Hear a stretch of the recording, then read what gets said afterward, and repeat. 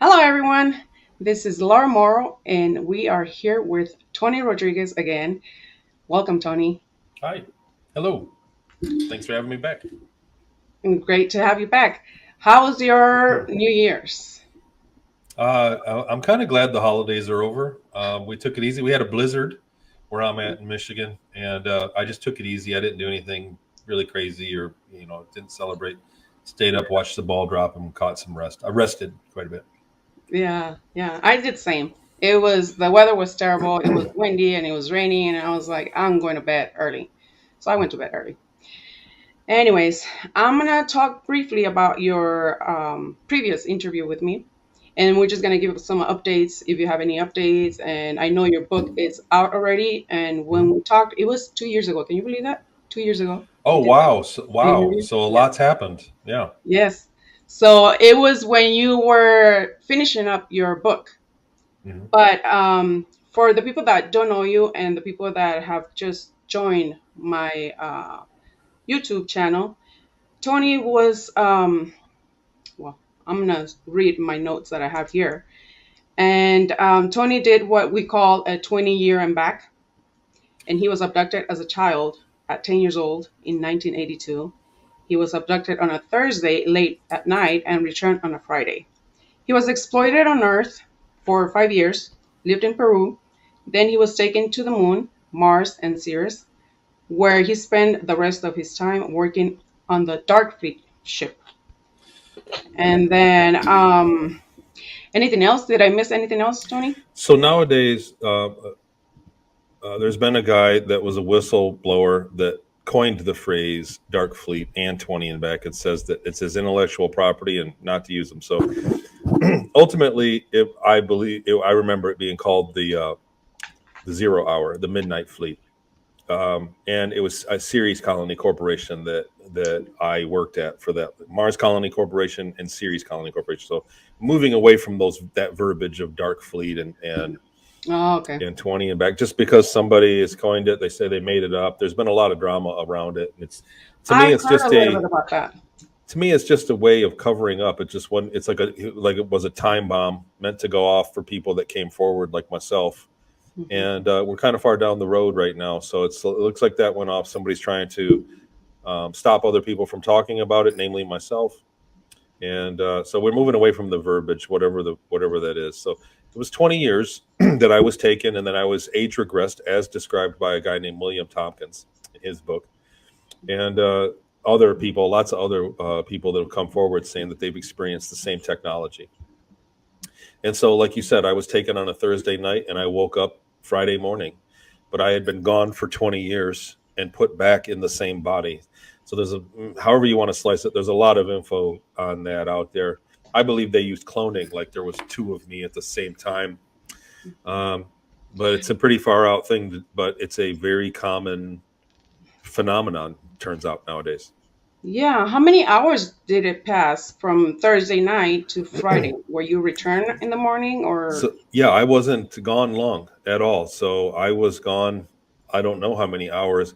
I know that I went to bed Thursday night, and later on in the night, I was woke up and abducted by ATs, non-human, and went through the process. Went for 20 years, and then the next morning, I woke up and I had no memories of what happened to me, but I had the emotions of being gone for 20. I'm like, oh my god, I'm home, and it Yeah. was it was unfamiliar to me. Like I was a 10-year-old kid, so I had a pile of toys in the room, and when I sat down after school that day and went through the toys. I went, wow, I don't even remember these. I didn't even remember my toys. I went to school and had to raise my hand and ask the teacher where the bathroom was. It's not a big school because I had forgotten it. I had been gone so long, Mhm. and she called my mom and thought that I had amnesia and wanted me to get checked out.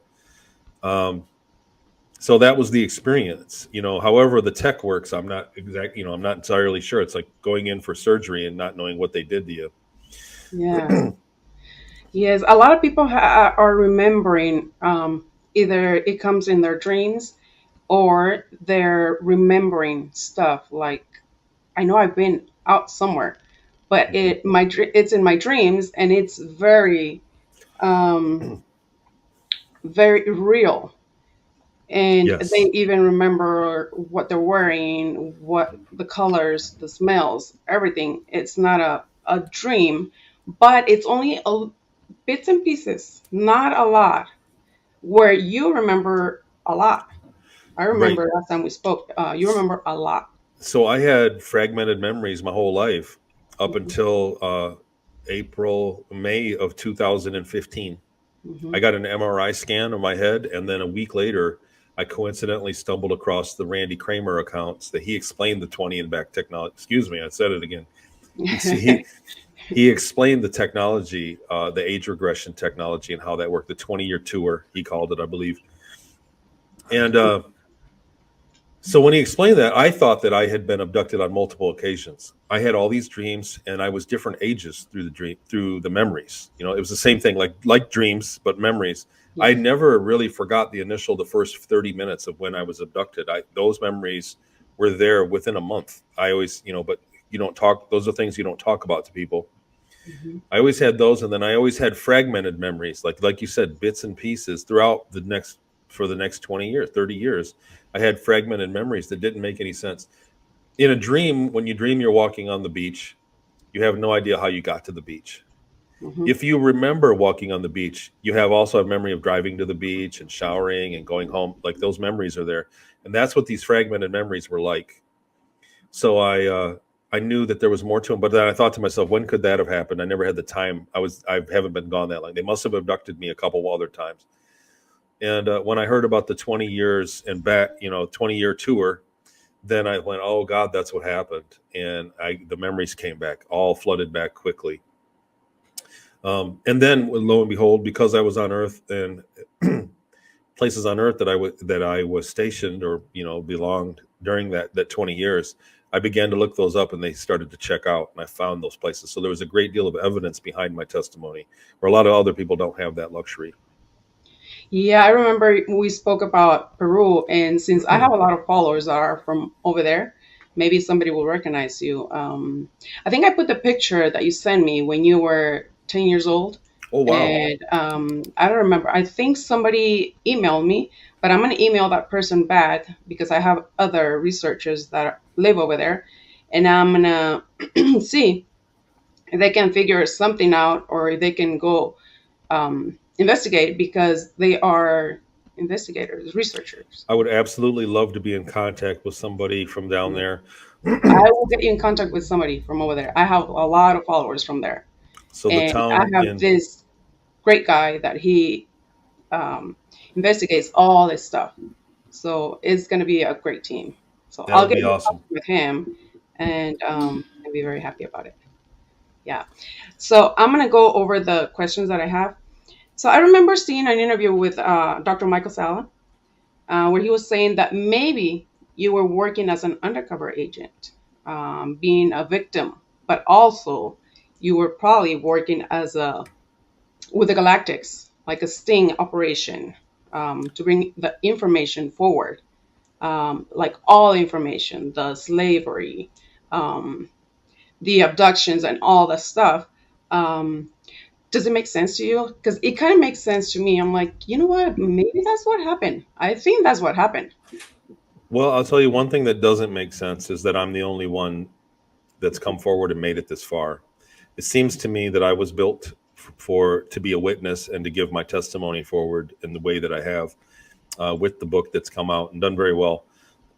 um, I was surprised that not a lot of other people have come forward and had the amount of memories that I do. So it seems like I was built for the task, for one. For two, other people that have identified as working with the Galactic Federation of Worlds remembered me. And there was specifically a fellow by the name of Jean Charles Moyen, and he was teleporting. It's a long story, but when he was a child, he was teleporting, and his parents witnessed it and gave witness to him being gone and then coming back. And then he had items with him. He would leave out of his bed at night and come back and have sand and evidence. He brought water back from one time. But while he was doing that, in the same breath, he was visiting me.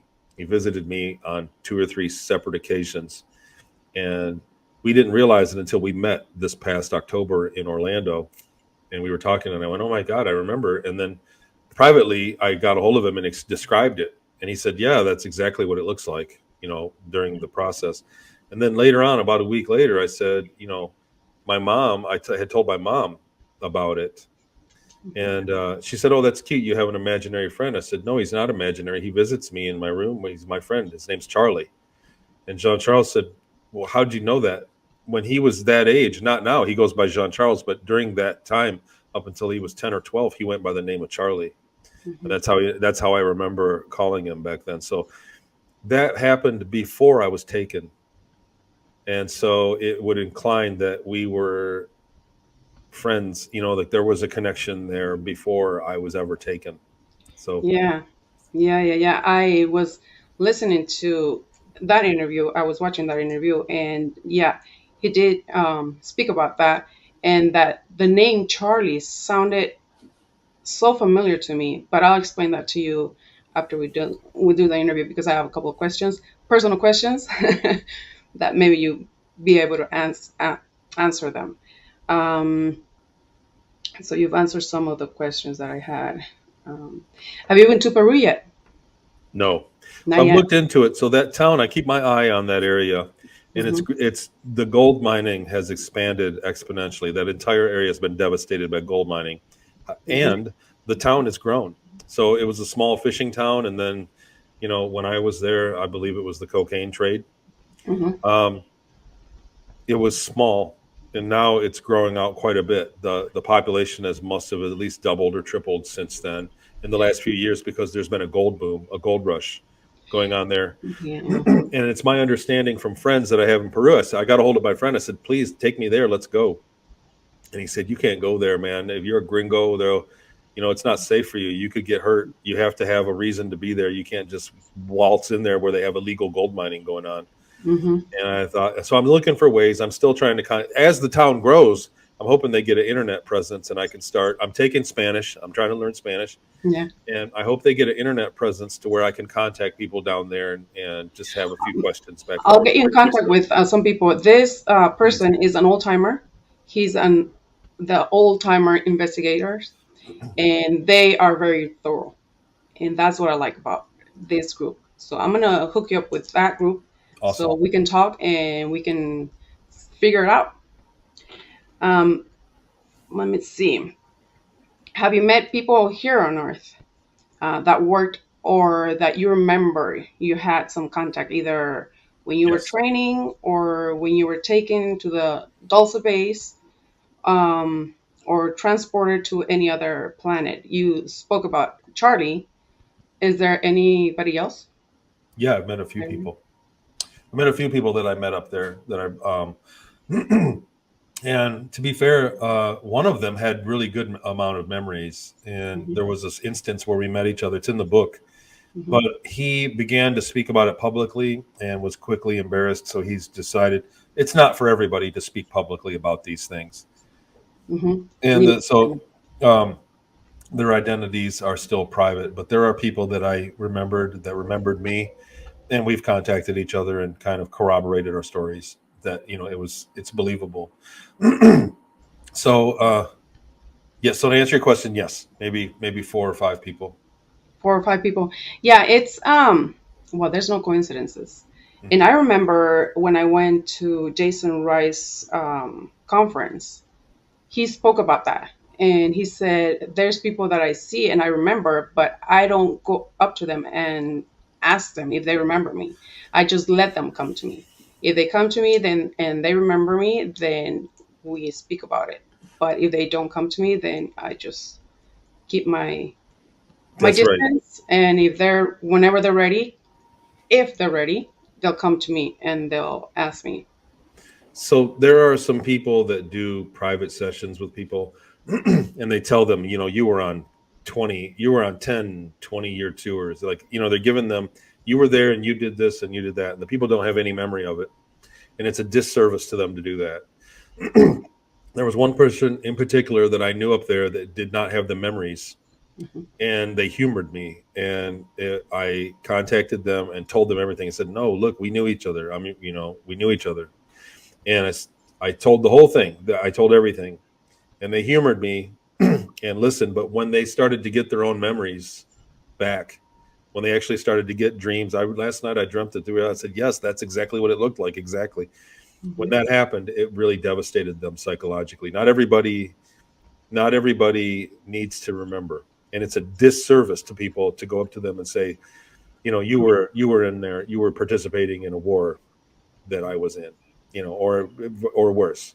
So it's individual people. It's like when they're ready, they'll remember. It should Yeah, not be told to somebody. when they're looking, they'll be. There's a lot of programs like yourself. You have the program where if you want to remember, or if you're looking into, let's say, somebody's having dreams and they want to know more, and then they come to you and you have. Can you That's tell right. us a little bit about the program that you have So for right. So viewers? the go-to for people that are begin to get fragmented memories that make sense, like you get a fragmented memory and then you see something, go, whoa, how did I know that? And you go, there's something to this, and you start to get more. The go-to is for people to get hypnotic regression. That's the first place, and it's hypnotic regression. It really is, a very powerful tool to recall both past life and you know career return program service, space deep space program service. But before that, I have a memory. I have a set of exercises that I did, because when I got my memories back, I didn't remember everything. I still don't remember 100%. And I thought to myself, someone asked me in an interview, they said, how did you go to the bathroom? Who cut your hair? How did you brush your teeth? What'd you brush your teeth with? Was it high tech? And I went, wow, I don't remember. And I thought about it. And I thought, I should remember this. I should have these memories. And I would sit and think. And I made an exercise. I was testing different things. I got rosemary essential oils because they say it helps your memory. I was doing that. I made an exercise the same way that you remember an old song, and it worked. And after a couple of days of it in a row, it's like I remember the toothbrushes were disposable. They were an old plastic thing, and we threw them away. We'd go through the line, and I remembered the bathroom on the ship, and how I started to remember getting my hair cut. And what I found was that people were contacting me, and I was explaining it to them, and it was like saying the same thing over and over twice a week.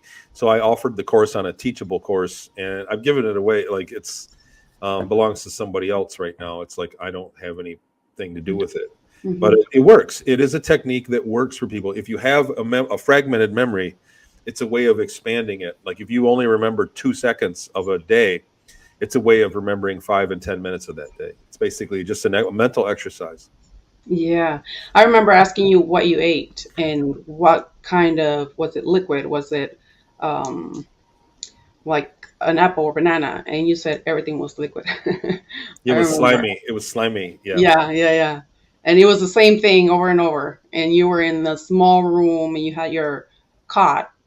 Hmm. It wasn't even a bed. So I remember asking you those little questions, and you're like, "Yeah, it's a woman's intuition." A woman would ask those questions because Yeah. I wanted to know exactly what they were asking you. Like, oh, how did you brush your teeth? How were you? How would you get dressed?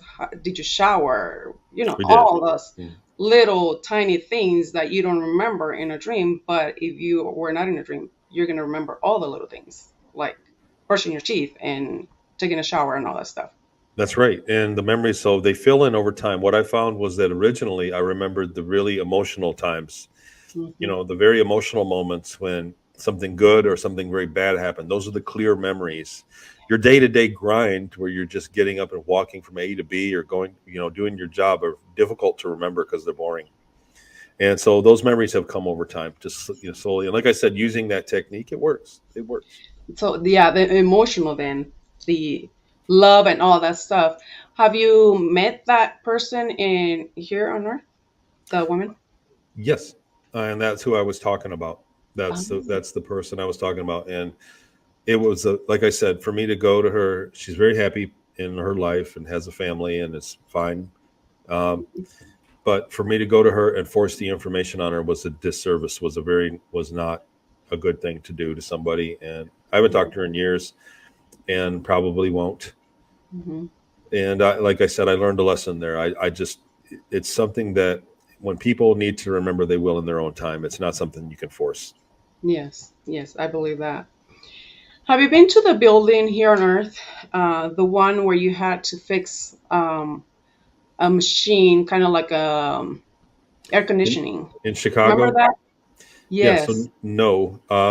I don't. The thing is, I don't know, because the vantage point that I was on, that building was in a stairwell, and then we walked out onto the roof and climbed over the parapet, and then climbed up the building to another level.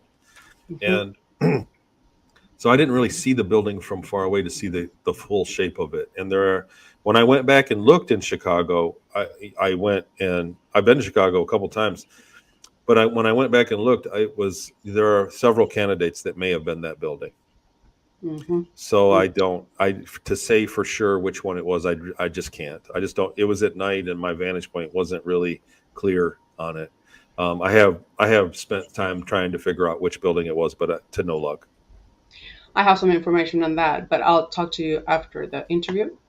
Okay. Um, and tell us about the French not so secret space program, the super soldier Jean Charles or John Charles. Well, it's He a rescued people, or what did he do? he was in a completely different program, and so I've seen his movies, and I've met him in person, and we've talked several times. But I didn't really press him for a ton of information of what his day to day life on the ship was. But it was a separate program altogether. It seemed to be working for a different goal, and Hmm. not affiliated with the program that I was in. So basically, two separate programs that did not work together. So there's not a lot I know about that program. And um, from what I can tell, that his ships were a little bit more comfortable, Hmm. and ours were a little bit more Spartan. If anything, like, our ships seem to be a lot less comfortable, more military. Just like a Spartan basic construction, and the ships that he were on were a little bit more modern looking on the inside. Hmm. Did he rescue people though, or how do you remember him? Because I remember in an interview, I think he said he rescued you, or he was rescuing people. So Um, right, so I don't have memory of him on series. mhm, He said that he went and rescued slaves, and he could have swore it was me. But I remember finishing out my time on series and flying back, and I remember finishing, like, I wasn't rescued from Ceres Colony. If anything, he may have met me, and I turned it down to be taken away. Um, but I don't remember him from Ceres Colony, per se. That doesn't mean I didn't meet him. There's a lot of people I don't remember. There's a lot that happened on Ceres Colony that I don't remember. Um, yeah. like day to day, like you're like working, like, imagine at work, you don't remember all the work you did for five Hmm. years at the company you worked at. So it's kind of Yeah. that kind of gap. But I don't think that I was taken or rescued from Ceres Colony. I remember finishing out my years there and going home. Yeah. If you were a sting operation, then I'm sure you wanted to stay there and finish it up so you can disclose or speak about it. I've certainly been a witness, and Hmm. so for that, to that end, I'd like to think that it's doing more good than just suffering. Yeah, which is great. I'm wondering if there were more people like you, but you said you've only found yourself, nobody else. Well, so far, that speaking about it, about slavery, on the level of memory that I have, there were tons of people like me. I mean, over Hmm. the years, I've had a couple thousand people contact me with several saying that they've, one form of contact or another, and many of them saying that they were in a similar program. Mm. I so it's a common thing. It's just uncommon for people to want to speak about it publicly. It's very embarrassing. In there's a price to pay, and I've paid it. And in my day to day life, there is a level of ridicule that I do get, and my kids. Yes, So not everybody's cut out to come on a show and share what they remember, and it makes perfect sense. yes, yes, it does. And thank you for sharing this information with us because of you and because of other ones, we are starting to remember. A lot of people are starting to remember, and they know they're not going crazy because some people Mm. are really, really bad in bad shape That's where they right. need the help. Have you gotten the help that you've needed throughout the I gotta years? s- I gotta say that talking about it in interviews and being able to talk about it and then get the book finished has been the best therapy and then the support I get. I've done some live talks, and people in the crowd come up to me, and they're just so supportive, and that's been a great deal of therapy to me. Yes. Yes. Talking about it is the number one. I think a lot of people don't even have their spouse that they can talk to. A lot of Yeah. people that have these memories, their spouse doesn't want to hear it. They're like, "That's crazy. Don't talk about it. You'll embarrass me." And so that blocks them of a very powerful avenue of therapy dealing with the emotions. So Yes. it's difficult to find people to talk to. It is. It is. And in the Spanish community, which that's the community I try to work with or work for, there is the same thing where they have no one to talk to. That's And right. this is why I do these shows, these programs, because I want them to be able to talk to somebody, at least somebody, because they are in bad shape. A lot of them are in bad shape. They can't even talk to anybody. Mhm. And the Hispanics, we're more hush hush, we're more quiet, and it's really embarrassing to come out and say just a little bit of what you're saying. People are gonna think you're crazy and all this stuff. So we're That's here why to that's help. why they have so many hoaxes and they have so many things so that people will think, oh God. As soon as you say something, the first thing they say is, oh, whatever. Yeah. Here we go again. And so Hmm. that's built in. That's part of the programming. They've done that on purpose. It works like a charm. And Yes. they just want people to shut up about it and keep going on with the programs working the way that they do. Yes, because it's unbelievable. I mean, all this stuff is like, what are you talking about? Portals and grays Hmm. and all this stuff. I've been talking to some friends that recently, yesterday I was talking to a friend that I have not talked to him for 14 years. And then I explained to him what I was doing now. And he's like, what? What, Laura? Are you serious? I'm like, yes, I'm serious. There's proof and all this stuff. So I sent him a couple of my videos. So he's getting caught up. So we'll see how that goes. Um, have you found you have any new abilities or gifts that you didn't know you had? Like more spiritual or telepathy wise or So researching, so we haven't talked, it's been a long time, but researching it, I have a show, you can go to tonyrodriguez.com and it links to my book and the show and everything. But I have a Patreon show. And what happened was I was researching the early days when I was in Project Grill Flame. When I was a kid, they took me the first place I was. They put me through like a trauma-based mind control program, and basically a remote viewing program.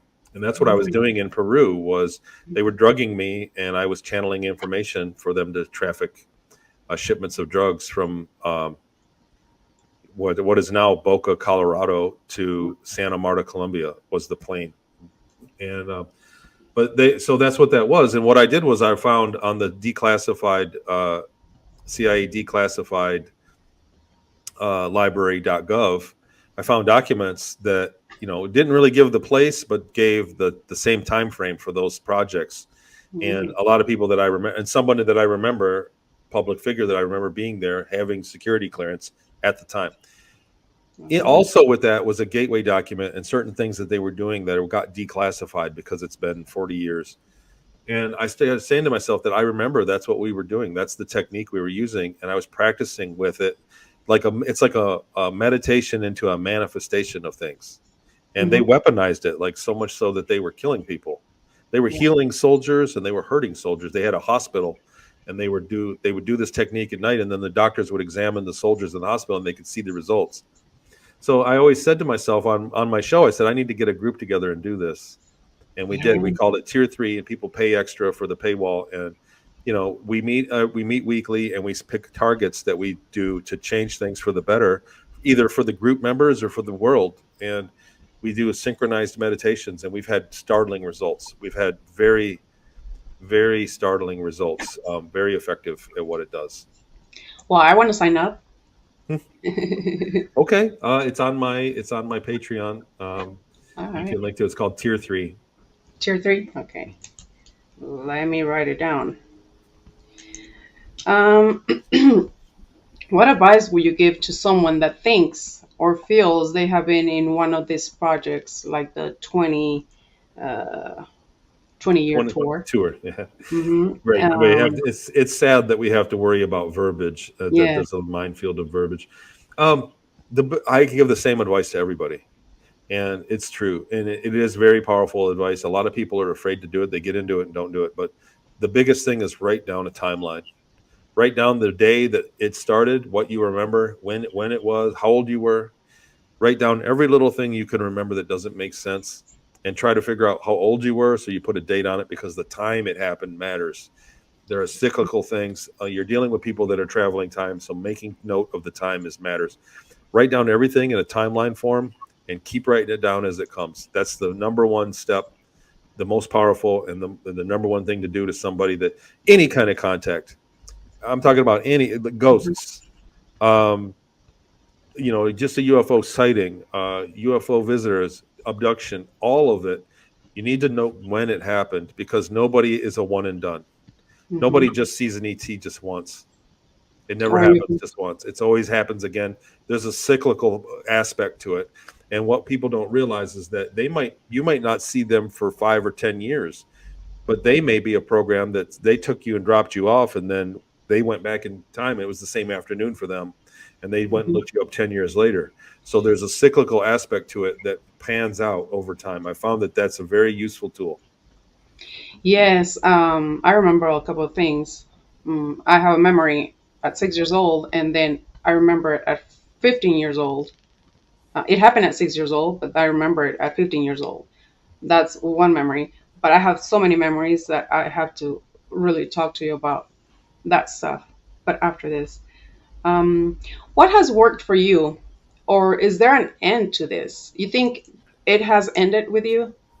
All that. Well, I mean, I'm on your show. So Yeah. you know what I mean? Like it's transitioned into what I'm doing for whatever reason. I'm working on my next book. The first book is done very well. I will after the second book comes out. I will go back and try to get a Spanish Hmm. translation. I want to do Spanish and French Yes. translation. Somebody bought the German rights and then they never did it again. They never touched it. Oh, okay. Strange. So it's been silenced in German in the German Mhm. language. But I'll do a Spanish translation and maybe a Portuguese translation of it, and Yeah. then the second book. Yeah. Um, but I'm just gonna, when people ask me to come on their show and talk about it, I do. Yeah, I'll discuss it with anybody that asks. That's Hmm. my policy. Is that I'm not really forcing this down anybody's throat, and I'm not doing this for money. Hmm. I'm being, I do. It got so busy for me that I charged money to kind of weed out the crazies and to Yeah. compensate. I gave up every weekend for 7 years, pretty much. And, I remember. and I so remember. I added pay services, and people do pay, and they're happy. You know what I mean when we work together. But I'm not after the money on this. If something happens, I'll end up giving it all away. I'm after the history aspect of it, Hmm. and that's what's next for me. I got this year, 2023. I have 4 or 5 speaking engagements lined up, and so Oh, I'm great. excited about that. Tell me about it.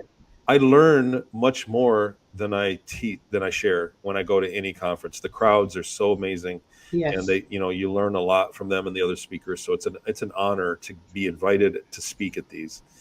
And so I'm Yes. happy about that. It seems to be ramped up this year for me more than before. I usually do 1 or 2 a year is what it's been, but 4 or 5 this year.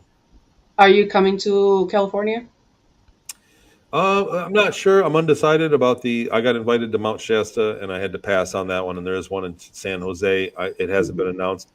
I don't know if it's going to even happen or not. I'm Hmm. going to Sedona in April, and then Oh. Grafton, Illinois in May. I think July I'm going to be in Alaska. There may be one in New Orleans. I'm not sure, and then back in Orlando in October. Oh, okay. I might be able to go to the Sedona one because I'm not that far from Sedona. Well, I'm kind of Cool. far, but not that far. I Which, will I'll send you the info. yeah, send me the info. Um, Let me see. Where do you see yourself in 5 years from now? Well, hopefully, I'm going to transition into. So I've started a software company, and it's based on software that I remember being exposed to up there. So it says in the book, I describe it in the book that I was taken, and when my program on Mars was canceled, they canceled it. They took me and gave me aptitude tests to see what I would be good at, and then they retrained me, and I was ship maintenance. The software that they didn't have a teacher and a blackboard, they plugged me into a computer. They didn't plug me in, but they put me in front of a computer, and the software taught me, and it was much faster than what we do now. I still remember how it worked, and I'm working with people to develop the software, and I've started a company about learning, and I'm trying to go into that, bring a sanitized version of that, and try to change curriculums to supplement either homeschooling or existing curriculums to be a little bit faster for kids, a little bit more modern than what we have now, and we can get rid of some of the books and the paper and the homework. And so Yeah, I'm working on a company to do that. So hopefully in 5 years, that's what I'm doing full time. that's great. That's great. I've seen that people that have been contacted, they're working on school projects like yourself, teaching kids about telepathy, about spiritual things, not only what we don't need. We don't need all that stuff that we are Yeah, taught.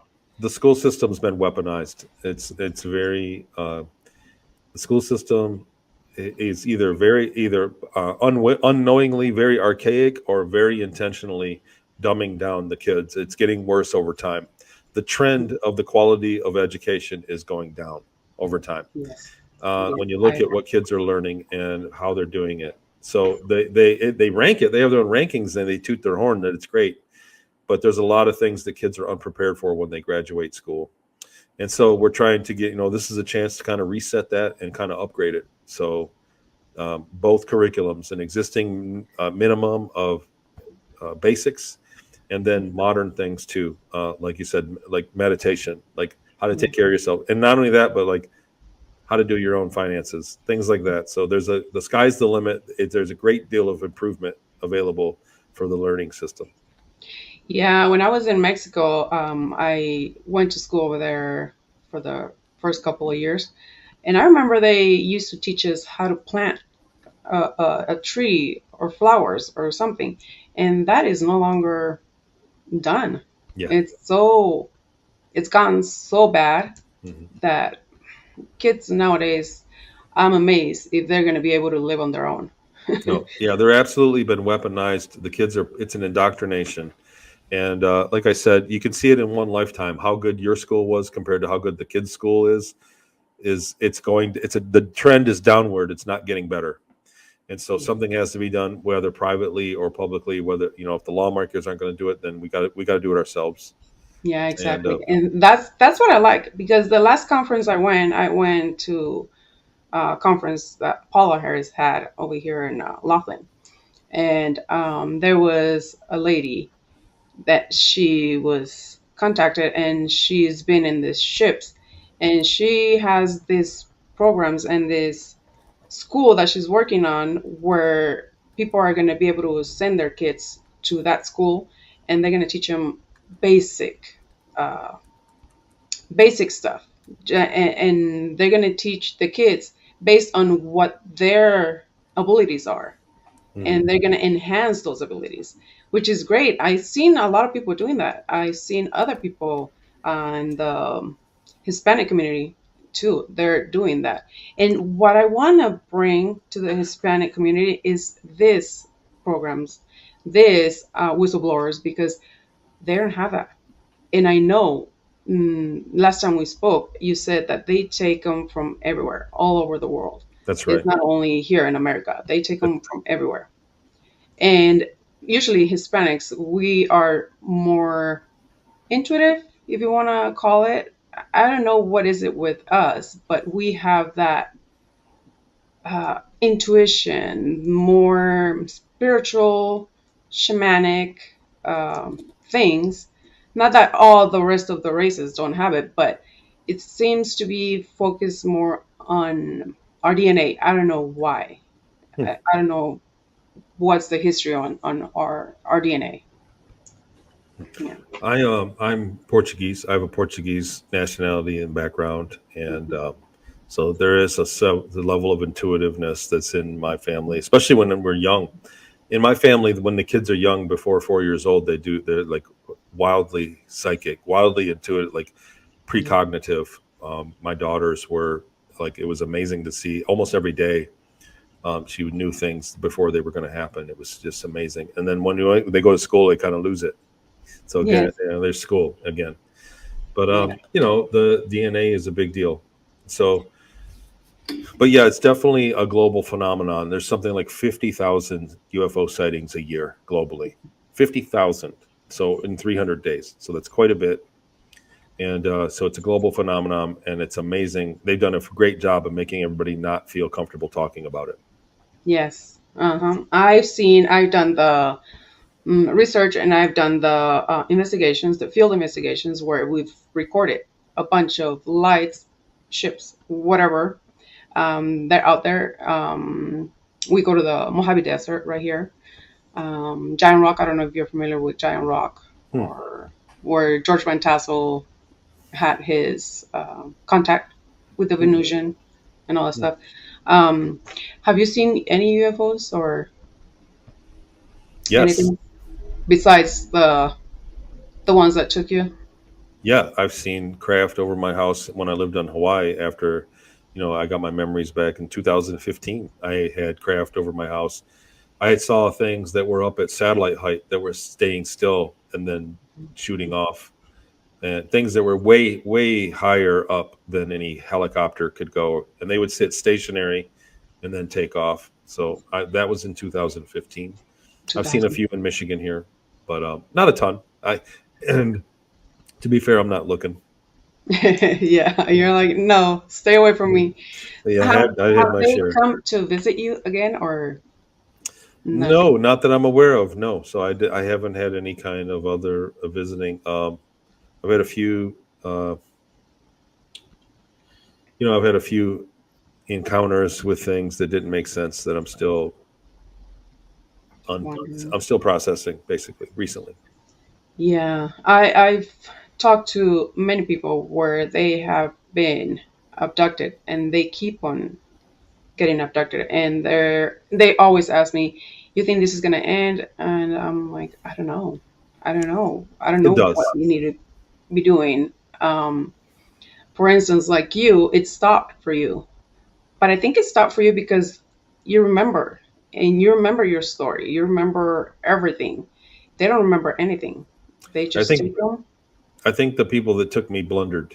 You know what I mean. I was a botched job, Hmm. and so they blundered it. And there were a few things like my captain, I believe, deleted my records because he knew we had private conversations and he knew what was going to happen to me. So he deleted my records so that I'd slip through the system. And here I am. Uh, so they, on their end, don't have the legal recourse to come and, re-erase me. So they just leave me be. So there's a lot of, again, when you say that I might have been a plant or, an agent, Hmm. there were a lot of things that would lead to that. I got lucky time and time again. I have to believe that I had a great deal of help to get to where I am because most people don't do this. That's the rarity of it. In the beginning, I didn't realize it, but now that I look at how the evidence is shaken out and how other people are, it's like it's a very rare thing. Yes, it is. And for you to stay there when you could have gotten out of it, when Charlie was taking slaves or saving slaves, taking them away from there, and you decided to stay over there and keep on going, which is amazing. I mean, I don't know if anybody could be or say, yeah, no, don't take me, leave me here, I'll stay Mhm. here.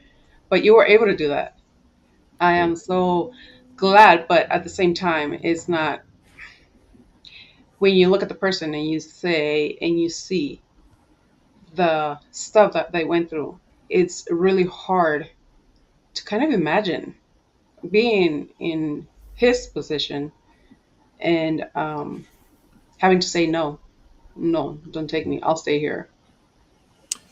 There were a lot of things about it. There was, you can call it Stockholm syndrome or whatever, but I was in a place in the last few years up there where I'd come a long way and I was proud of what I'd done. I had achieved, I was still humiliated as a slave, but I was, I had a bit of achievement under my belt. So I wasn't, Like even in the end, I didn't want to come home. I knew Mhm. that I was going back to basically primitive technology, to a life of primitive technology, and I didn't want to leave it. And I was in love. I had a, you know, there I was deeply in love with somebody there. So that may have been a factor with Jean Charles as well.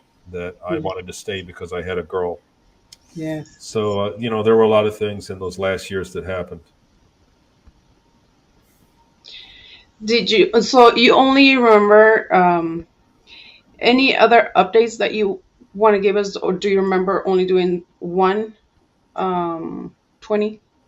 So in the middle of my time there, I believe that I was sold off and did another 10-year tour Mm. with an ET group. Like they sold us off for labor in a trade for technology, and that's the basis of my second book. It's due to be released in April, and I'm Mhm. making headway on the book, and it's going well. So Good. again, I have to sidestep somebody that has copy wants to copyright things, but Yeah. there's nothing in there I think that matters that pertains to anybody else's testimony. It's completely unique. So my second book will cover that the second time that I was doing a labor, and it really wasn't as bad. So it won't be as traumatic as the first book. A lot of people read my first book, and the trauma I experienced as a young boy is very graphic. And so I Yeah. hear people say that they cried, and a lot of people are very moved by that book. This second book doesn't have any torture component to it, so Mhm. I think it's going to be a different animal altogether. Yeah. Yeah. Well, we'll wait for it in April. You said, right? Yes. Where can people find you, or where can people contact you in case they So want just how my name is spelled down there, but no space, like to? Hmm. TonyRodriguez.com. Okay. And so that's my website, and you can go there. It has links to my bunch of free interviews and my Patreon channel, which is like a $5 paywall. Hmm. And I need to get the Telegram group up there. And then the link to the book is up there, and the memory course. If people feel like they've been involved, they can do the memory course. The Hmm. links are all on my website there, and you can email me too if you want to reach out. Okay. And I'll put your description on the description box, all your stuff. Okay. Anything else you would like to say to our viewers? Just looks like the world has been crazy for the last few years, and it looks like we might get some more turbulence this year. Just keep your just you know plan for the worst and expect the best. Or have I said that right? You know what I mean? Like Yeah. live your life, but just be ready for strange things to happen. The world has proven that things are strange, and just kind of be happy with each other. There's a lot of things people have been on edge, and we need to cut any kind of abuse that we give each other. We're all in this together. We're all on the same team. And I think that the future is very bright. And I think that in the very near future, this year, we're going to get some big revelations. They've cleared the way legally for people to whistleblow.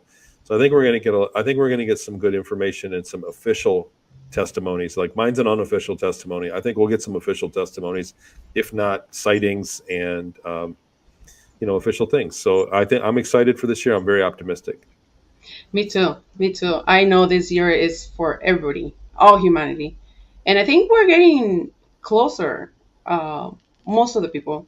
Um, as we speak about all these topics, people are getting open. They're open minded now. You can go into a crowd and start talking about aliens, talking about space, talking about UFOs, and people are not like, "Oh no, he or she's crazy." Now they're like, "Tell me a little bit That's right. more." It's, Um, it's very um, normalized I all of want a to know. sudden. Yeah, yeah. I've noticed that with a couple of my friends, old friends, and I start talking about this, and they're like, "Oh, I'm intrigued. Tell me a little bit more about this."